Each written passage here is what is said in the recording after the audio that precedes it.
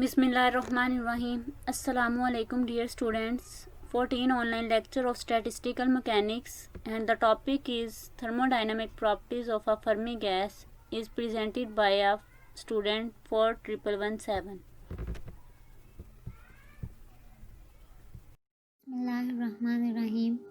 आज हम जो टॉपिक डिस्कस करेंगे वो है thermodynamic properties of Fermi gas. अब हम सबसे पहले देखते हैं कि फर्मी गैस की डेफिनेशन क्या है। फर्मी गैस की डेफिनेशन है एन असेंबली ऑफ फर्मियोन्स और Fermi particles is called Fermi gas. इस डेफिनेशन से हमें ये ज़ाहिर होता है कि फर्मी गैस के अंदर फर्मियोन्स या फिर फर्मी पार्टिकल्स मौजूद होते हैं। तो इसके लिए हमें फर्मियोन्स के बारे में भी जानना बहुत ज़रूरी है। फर्मियोन्स क्या होते हैं? फर्मियोन्स हमेशा रिप्रेजेंट करते हैं क्वांटम स्टेट्स को। फर्मियोन्स पार्टिकल की जो स्पिन होती है वो हाफ इंटेग्रल होती है और फर्मियोन्स फॉलो करते हैं पॉली एक्सक्लूजन प्रिंसिपल को। अब हमने बोला कि जो फर्मियोन्स होते हैं ये पॉली एक्सक्लूजन प्रिंसिपल को फॉलो करते हैं। तो पॉली एक्सक्लूजन प्रिंसिपल हमें क्या कहता है कि सिर्फ एक क्वांटम स्टेट के अंदर सिर्फ एक पार्टिकल ही ऑक्यूपाई कर सकता है। According to Pauli exclusion principle one particle can occupy only in one quantum state. आगे फर्मियोन्स की एग्जांपल देखें तो electron, proton and neutron are the example of fermions. हमने अब जो डिस्कस करनी है वो करनी है थर्मोडायनेमिक प्रॉपर्टीज़ ऑफ फर्मियोन्स। तो थर्मोडायनेमिक प्रॉपर्टीज़ क्या होती हैं? इसकी डेफिनेशन है कि characteristic feature of a system capable of specifying the system state. मतलब सिस्टम स्पेस को जो स्पेसिफाई करती हैं उनको हम क्या कहते हैं? Thermodynamic properties. इसमें हम देखेंगे कि हमारे पास जो फर्मी गैस होती है उसकी इंटरनल एनर्जी पे क्या असर होता है। उसके बाद हमारे पास स्पेसिफिक हीट, फिर हम entropy of the system check करेंगे और हेल्महोल्ट्ज़ फ्री एनर्जी के बारे में देखेंगे। थर्मोडायनेमिक प्रॉपर्टीज़ के बारे में अब हम डिस्कस करते हैं कि थर्मोडायनेमिक प्रॉपर्टीज़ क्या होती हैं। इसकी डेफिनेशन है कि characteristic feature of a system capable of specifying the system state. मतलब जो सिस्टम स्टेट को स्पेसिफाई करती हैं उनको हम थर्मोडायनेमिक प्रॉपर्टीज़ बोलते हैं। इसमें हम देखेंगे कि हमारे पास जो internal energy of Fermi gas है वो उस पर क्या असर होता है। Entropy of the system check करेंगे, हेल्महोल्ट्ज़ फ्री एनर्जी चेक करेंगे और स्पेसिफिक हीट के बारे में देखेंगे। अब thermodynamic properties, as we know that there are two equation for Fermi gas. ठीक है, फर्मी गैस के लिए हमारे पास दो इक्वेशन है। पहली कौन सी है? PV/kT is equal to summation log of into 1+z minus beta epsilon. तो जो z है ना ये हमारे पास इक्वल है μ/k के। जो z है इधर हमारे पास ग्रैंड पार्टीशन फॉर्मेशन फंक्शन इसको कहते हैं, और जो म्यू है ये हमारे पास chemical potential of the system है। और दूसरी इक्वेशन हमारे पास है n is equal to epsilon summation into n epsilon. तो n जो है ये हमारे पास है एवरेज नंबर ऑफ पार्टिकल्स, जबकि n एप्सिलॉन हमारे पास एवरेज ऑक्यूपेशन है। तो n को हम लिख सकते हैं n is equal to summation 1/z inverse e की पावर बीटा एप्सिलॉन प्लस 1। तो z जो है ये हमारे पास ग्रैंड, हमने बोला है कि ग्रैंड पार्टीशन फंक्शन है तो इसकी वैल्यू हमारे पास होगी 0 से इन्फिनिटी। ये फर्मियोन्स के अंदर जो z की वैल्यू होती है ये हमारे पास होती है बिटवीन ज़ीरो एंड इन्फिनिटी, जबकि बोसॉन्स के अंदर इसकी 0 एंड 1 होती है। कहते हैं अगर v is very large then energy level are very close to each other and energy spectrum is continuous. मतलब अगर v हमारे पास बहुत लार्ज है, एनर्जी के जो लेवल्स होंगे वो बहुत क्लोज होंगे और एनर्जी स्पेक्ट्रम जो होगा वो कॉन्टिन्यूस होगा। ठीक है, तो हम अब क्या करते हैं कि रिप्लेस कर देते हैं सगमेशन को इंटीग्रेशन के साथ। तो ये हमारे पास क्या हो जाएगा? PV/kT integration log into 1+z e की पावर माइनस बीटा एप्सिलॉन। जब हम इंटीग्रेट करेंगे तो इस टर्म के साथ हम मल्टीप्लाई करेंगे AE इंटू DE। जो AE इंटू DE है ये हमारे पास नंबर ऑफ फेज पॉइंट्स हैं बिटवीन E एंड E+DE। तो ये हमारे पास इक्वल होता है, इसकी वैल्यू होती है AE DE is equal to V dot G 4πp² dp over H cube. जो जी है ये हमारे पास डीजेनरेसी कंडीशन है। अब देखते हैं कि डीजेनरेसी कंडीशन क्या है।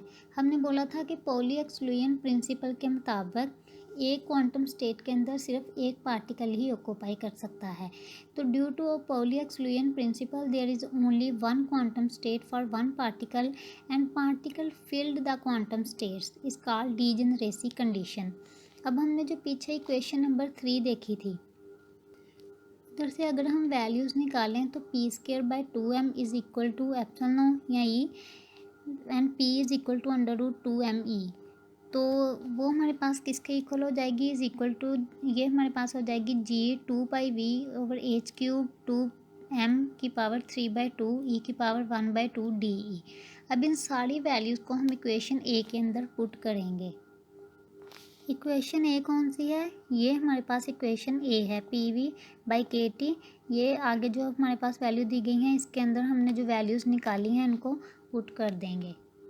जब इन वैल्यूज़ को हमने पुट किया तो हमारे पास आई pv/kT is equal to integration 0 से infinity log 1 + g⁻⁻β e g 2πv over h³ 2m⁻³ e⁻1/2 into de। तो बीटा ई हमारे पास है इज़ इक्वल टू एक्स और ई हमारे पास आ जाएगा x/बीटा और ई हमारे पास इक्वल है KT x के और डी ई हो जाएगा KT dx। अब इन सारी वैल्यूज़ को हम इक्वेशन बी के अंदर पुट कर देंगे जो हमने पीछे इक्वेशन बी ली है।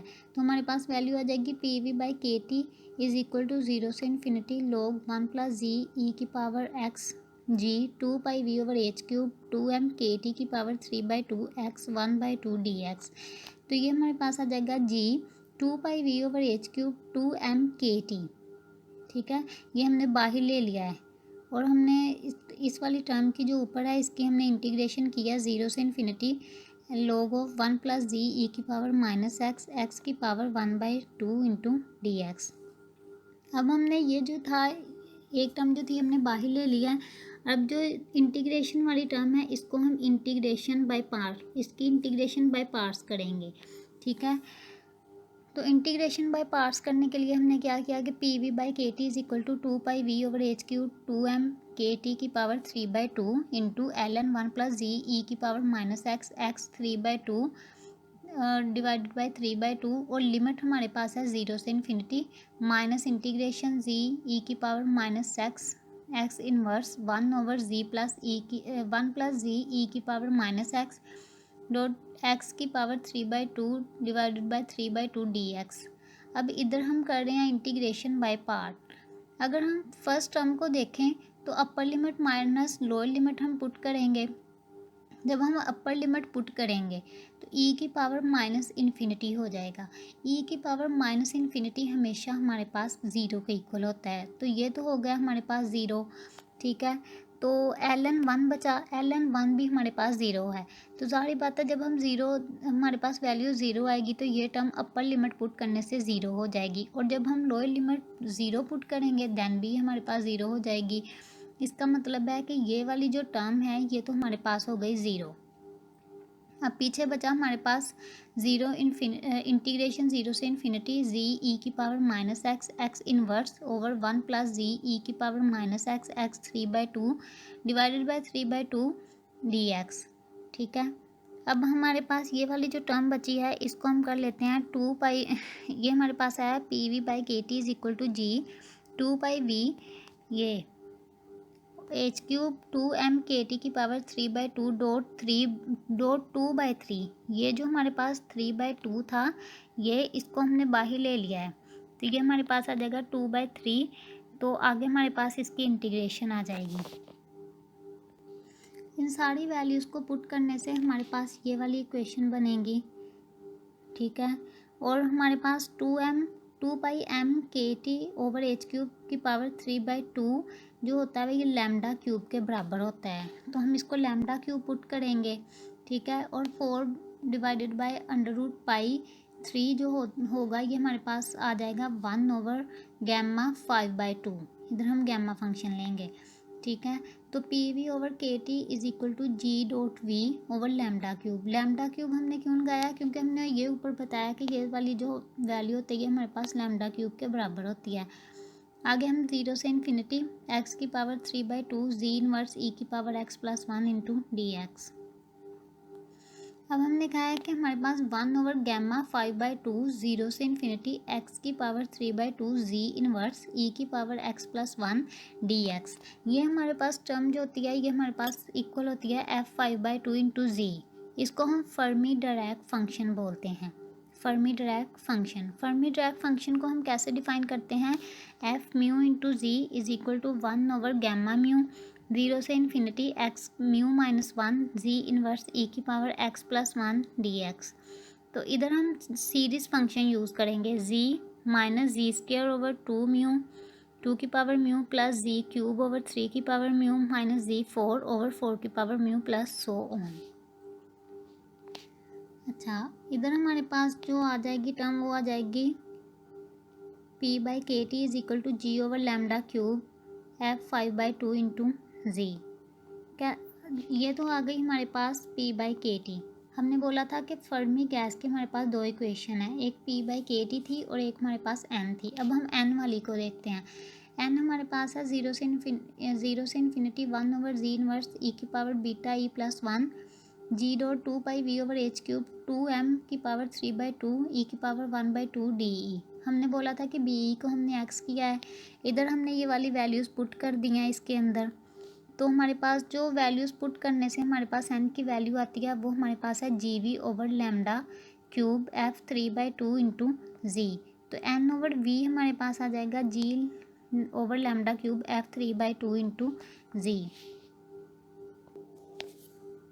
अब इन इक्वेशंस को यूज़ करते हुए जो हमारे पास फर्मी गैस की ये इक्वेशंस आई हैं इनको यूज़ करते हुए हम specific heat, internal energy, health mode free energy and entropy of the system find out कर सकते हैं। अब इंटरनल एनर्जी हमने निकालनी है, तो इंटरनल एनर्जी का फार्मूला क्या होता है, U is equal to minus curly और curly B log of QM। ठीक है, तो इसको हम लिख सकते हैं U is equal to K T square curly over curly T ln/QN। ठीक है, ln/QN हमारे पास इक्वल होता है P V by K T. तो हम पुट कर देंगे ln/QN की वैल्यू log ऑफ QN की वैल्यू, तो के T square curly over curly T P V by K T. इधर हमने जी और वी को कांस्टेंट रखा है। P V by K T की हमने वैल्यू निकाली थी, उसको कर देंगे इधर पुट। तो हमने देखा कि लैम्डा क्यूब जो होती है ये हमारे पास प्रोपोर्शनल होता है 1 ओवर टी की पावर 3/2। तो इन वैल्यूज़ को हम कर देंगे इधर पुट, तो आ जाएगा U is equal to K T square 3/2 into G dot V over lambda cube f5/2 over T into G. Internal energy की जो हमारे पास वैल्यू आई है वो आई है U is equal to 3/2 K T into G dot V over lambda cube f5/2 into G. अगर हम इसकी एक और फॉर्म देखें तो वो है U is equal to 3/2 P V, तो P इज़ इक्वल हो जाएगा 2/3 U ओवर V। अच्छा, तो U is equal to 3/2 P V, P is equal to 2/3 U over V। तो हमने देखा कि N over V is equal to G over lambda cube f3/2 into G. जी हमारे पास क्या है, डीजेनरेसी कंडीशन। तो U is equal to 3/2 n K T f5/2 into G over f3/2 into G. आगे हम स्पेसिफिक हीट को discuss करते हैं। इसका फार्मूला होता है CV is equal two into curly U over curly T. इधर हमने U और V को कांस्टेंट रखा है, उधर हमने Z और V को कांस्टेंट रखा था, इधर हम U और V को कांस्टेंट रख रहे हैं।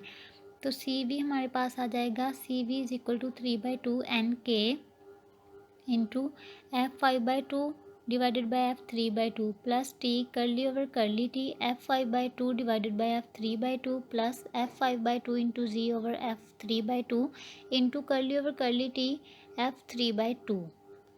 तो ये हमारे पास इक्वल आ जाएगा 3/2 n K f5/2 divided by f3/2 plus T curly f5/2 over curly T divided by f3/2 minus f5/2 divided by f3/2 multiply curly over curly T f3/2। आगे हम देखते हैं curly F mu over curly T is equal to curly over curly T into G minus G square over 2 की power mu plus G की cube over 3 की power mu minus G 4 over 4 की power mu plus so on. तो ये हमारे पास आ जाएगा 1 माइनस कर्ली जी ओवर 2 की पावर म्यू प्लस इसका हमने डेरिवेटिव ले रहे हैं ना, तो 3 G square over 3 mu minus 4 G की क्यूब ओवर 4 की power mu plus so on curly G over curly T. अब हम क्या करेंगे, मल्टीप्लाई और डिवाइड करवाएंगे जी के साथ। जो वैल्यू आएगी वो आएगी curly F mu into G over curly T is equal to 1 over G into G minus G square over G की power mu minus 1 plus G की cube over 3 mu minus 1 minus G की power 4 mu minus 1 and so on. अच्छा, F mu minus 1 into G cross 1/2 curly G और curly T, तो N over V हमारे पास आ जाएगा G over lambda cube F 3/2 into G. So curly F 3/2 over curly T is equal to F 1/2 is equal to 1/2 curly G over curly T. ये हमारे पास आ गई एक इक्वेशन। अब curly F 3/2 over curly T in mu is equal to curly और curly T N over V G lambda cube, तो ये हमारे पास वैल्यू आ जाएगी -3/2 N over V G lambda cube over T. दूसरी इक्वेशन हमारे पास आ रही है -3/2 एफ 3/2 ओवर टी इंटू जी। ये हमारे पास एक आ गई इक्वेशन 2। इन दोनों को हमने किया है कंपेयर, तो पुट कर दिया है हमने इक्वेशन सी के अंदर। इधर हमारे पास इक्वेशन सी थी ये वाली, ये इक्वेशन हमारे पास सी थी, ठीक है।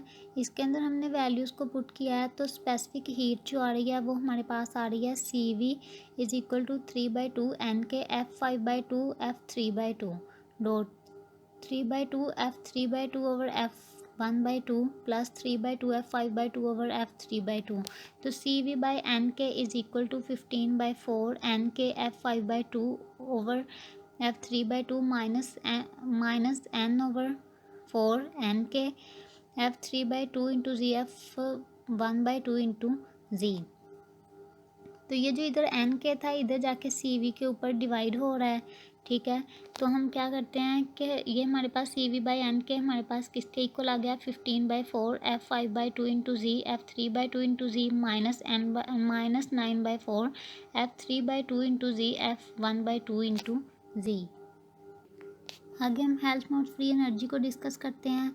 वो इक्वल होती है A is equal to N mu minus P V E की power minus U over K T is equal to G. तो हमारे पास जो आ जाएगी इक्वल वो N is equal to G V over lambda cube F 3/2 हम पहले पढ़ चुके हैं।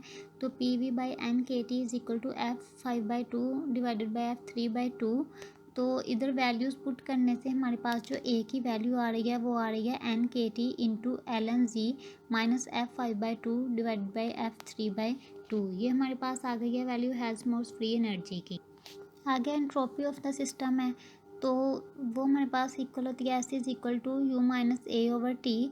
तो हमने ये सारी वैल्यूज़ निकाली हुई हैं। एनर्जी की वैल्यू हमारे पास आई थी, यू हमारे पास एनर्जी है, ठीक है।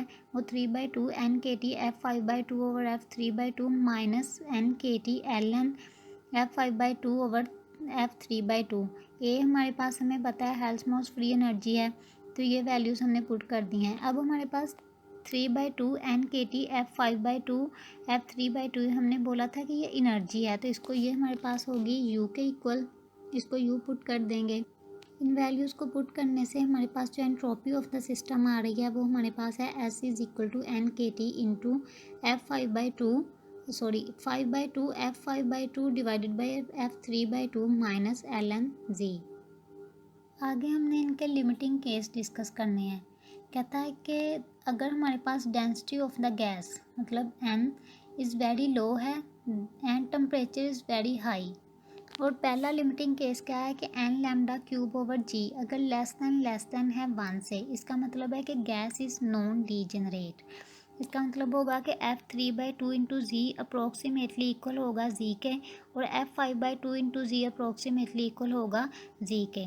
देन इंटरनल एनर्जी इज़, हमने बोला था कि इंटरनल एनर्जी की वैल्यू क्या है, U is equal to 3/2 N K T F 5/2। हमने पीछे पढ़ा है कि F5/2 और F3/2 दोनों अप्रोक्सीमेटली इक्वल हैं z के, तो हम इन दोनों को z पुट करेंगे। जब ये दोनों हम z पुट करेंगे तो हमारे पास 1 आ जाएगा। तो हमारे पास इंटरनल एनर्जी की जो वैल्यू आएगी कब, जब हमारे पास डेंसिटी और टेम्परेचर को हम डिस्कस कर रहे हैं। तो u की जो वैल्यू है वो आ रही है हमारे पास 3/2 NKT। जब डेंसिटी बहुत लो होगी और टेम्परेचर बहुत हाई होगा देन हमारे पास स्पेसिफिक हीट की वैल्यू क्या होगी, वो होगी CV/NK। ये भी हमारे पास जो हमने पीछे स्पेसिफिक हीट की वैल्यू निकाली थी वो वाली इधर लिखेंगे ये, और इधर हम F5/2 डिवाइडेड बाय F3/2 को भी जी पुट करेंगे तो ये हमारे पास 1 आएगा। ठीक है, तो CV की जो वैल्यू आ रही है वो 3/2 NK आ रही है। आगे हेल्महोल्ट्ज़ फ्री एनर्जी है, तो हमने फार्मूला देखा था A is equal to NKT into ln(z) minus F5/2 divided by F3/2।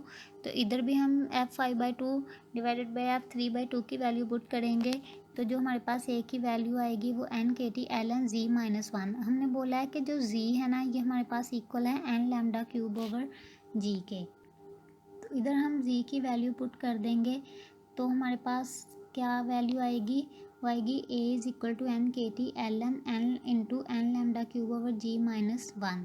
इसी तरह एंट्रोपी ऑफ द सिस्टम है, इधर भी हमने देखा है S is equal to NKT into F5/2 divided by F3/2 minus ln(z). तो इधर वैल्यूज़ को पुट करने से जो हमारे पास एंट्रोपी आ रही है वो आ रही है NKT into 5/2 minus ln n lambda cube over g। अब दूसरा केस देखते हैं। पहले में हमने क्या कहा कि n lambda cube over g जब लेस देन है 1 से। अब तो गैस क्या थी, नॉन डीजेनरेट। अब हमने बोला है कि n lambda cube over g जब ग्रेटर देन है 1 से, तो गैस जो होगी वो हमारे पास बीइंग जनरेटेड होगी। ठीक है, और थर्ड केस कौन सा है, n lambda cube over g approach कर रहा है इन्फिनिटी को। जब n lambda cube over g मतलब z जो होगा वो अप्रोच करेगा इन्फिनिटी को, देन गैस हमारे पास कम्प्लीटली डीजनरेट हो जाएगी। आगे हम डिस्कस करते हैं कि जब टेम्परेचर हमारे पास 0 होता है, ठीक है, तो हम बोलेंगे कि जब टेम्परेचर हमारे पास 0 है तो हमारे पास जो म्यू है ये हमारे पास एनर्जी, ये हमारे पास फर्मी एनर्जी है।